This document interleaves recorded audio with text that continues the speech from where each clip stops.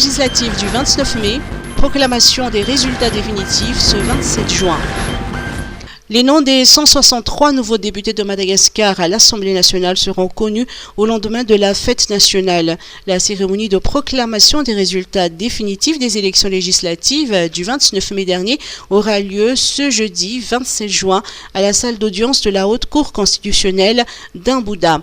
1300 requêtes de contestation ou de dénonciation de pratiques électorales avant et pendant le scrutin sont parvenues à la HCC, qui est la seule institution compétente à trancher sur les contentieux électoraux.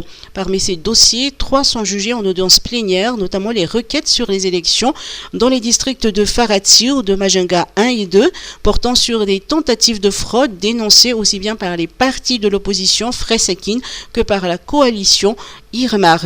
On attend la décision finale de la Haute Cour constitutionnelle sur ces dossiers brûlants, d'autant que les décisions de la HCC ne sont plus susceptibles de recours. Intégration régionale, célébration du 30e anniversaire du COMESA. Le coup d'envoi de la semaine du marché commun de l'Afrique orientale et australe, au COMESA Week, a été donné hier au ministère des Affaires étrangères à Anoussi. Le COMESA est composé de 21 États membres couvrant près de 2 tiers du continent africain, dont 646 millions de personnes sur 11,8 millions de kilomètres carrés et un PIB combiné de 1 000 milliards de dollars. Le potentiel commercial intra-COMESA est de 14 milliards de dollars en 2022. Madagascar a été nommé pays hôte de la célébration du 30e anniversaire de la transformation du COMESA. L'intégration économique figure parmi les piliers de la diplomatie malgache, gage de paix durable à la base, a souligné le ministre des Affaires étrangères, Rafalavav Tafkar Sata, lors de la cérémonie d'ouverture. C'est également un événement pour marquer le 30e anniversaire de cette communauté économique régionale de l'Union africaine. Un honneur pour Madagascar qui fait partie des membres fondateurs du COMESA.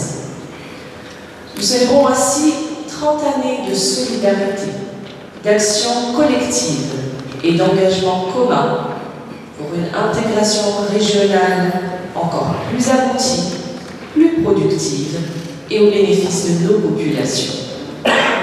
Excellences, mesdames et messieurs, il y a 30 ans, le COMESA était parmi les 8 communautés économiques régionales de l'Union africaine.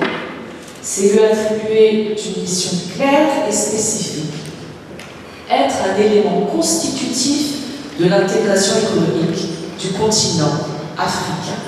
Le docteur Devaman, secrétaire général adjoint de l'administration et des finances du COMESA, a rassuré le gouvernement de Madagascar sur l'engagement du secrétariat à travailler avec les États membres à approfondir le commerce intra-régional.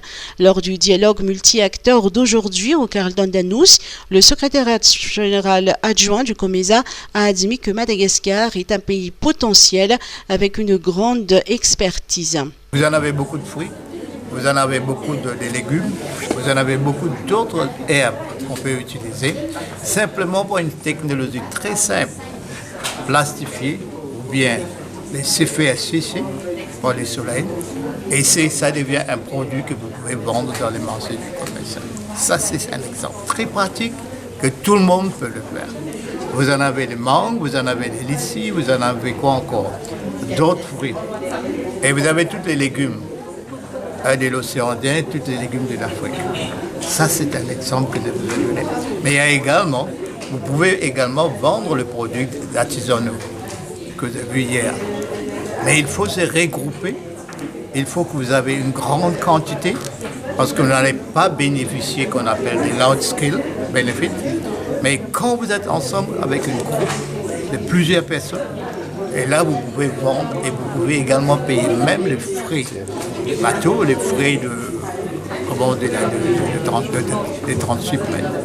Toutes les activités de cette semaine du COMESA permettront de sensibiliser le public et de faire connaître aux acteurs économiques les opportunités de programmes régionaux pour la croissance et le développement économique des États membres. Durant cette semaine, l'objectif est de partager les connaissances et d'avancer vers la réalisation des objectifs communs, de relever les niveaux de vie des citoyens. Minae, Autorisation d'importation de 26 000 tonnes de maïs. Le ministère de l'Agriculture et de l'Élevage a autorisé l'importation à titre exceptionnel de 26 000 tonnes de maïs par l'interprofession aviaire de Madagascar ou IPA. L'autorisation a été accordée suite à une demande formulée par les membres de ce groupement professionnel afin de faire face à la hausse exorbitante de ces dernières semaines des prix du maïs local. Le maïs non concassé importé sera utilisé uniquement pour la nourriture des bêtes, notamment dans la fabrication de provende. L'importation doit se faire dans un pays où il n'y a aucune maladie mortelle de maïs ou maïs létal necrosis disease. Le ministère exige, entre autres, que les stocks soient impérativement achevés au plus tard avant fin mars 2025 pour éviter leur utilisation en même temps que le maïs local.